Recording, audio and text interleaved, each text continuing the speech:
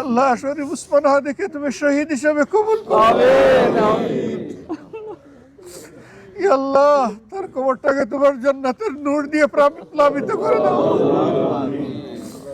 আয় রব্বুল আলামিন তার কবরের সাথে মাবুদ জান্নাতের একখানা জানালা খুলে দাও। সম্মানিত সাংবাদিক বন্ধুগণ,